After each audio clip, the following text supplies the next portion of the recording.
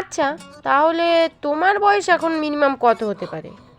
আমার আমার আর কত, ওই 18। কি? তোমার না আমি যখন 6-এ পড়তাম তখন 16 ছিল? তুমি বলেছিলে। আমি কখন বললাম তোকে? হ্যাঁ, আমার স্পষ্ট মনে আছে তুমি 16ই তুই বলেছিলে। তখন আরো ছোট ছিলি, তোর একটু শুনতে অসুবিধা হচ্ছে, তুই বুঝতেও অসুবিধা হচ্ছে। আমার আমার আমার তখন 16 হতে যাবে কেন? আমার এখন 18।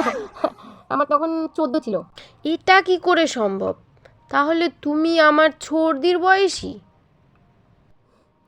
আসলে কি বলতো, আমার বাবা না আমার হাই স্কুলে ভর্তির সময় আমার বয়সটা একটু বাড়িয়ে দিয়েছিল, যাতে করে আমার মাধ্যমিকে কোনো প্রবলেম না হয়।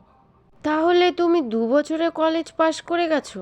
সবে কলেজ পাশ করলাম। তো আমি যখন ছোট ছিলাম তুমি তখন সাইকেল নিয়ে বড় স্কুলে যেতে। তুই একটু কম বুঝতে পারিস, কথা কম বুঝিস, বয়স কম তো কথা কম বুঝিস। তো তুমি কন্যাশ্রী এত আগে পেলে কি করে? আর মায়ের সাথে নাকি লক্ষ্মীর ভান্ডার জমা দিতে গেছিলে। জন্মদিনের কেকে কখনো বয়সের মোমবাতি দাও না কেন? ওসব বাদ দে তো। বল তো, গণিতের জনককে বল তো দেখি, পারিস কত? এটা আমি জানি না। হ্যাঁ, পড়ার বেলা নেই চাদু, পড়ার বেলা নেই না। এটা আমি জানি না, এটা তুমিই বলে দাও কে হবে। কে আবার? হেরোডোটাস। কি? উনি তো ইতিহাসের জনক। আমাকে শেখাতে আসিস না, আমি তোকে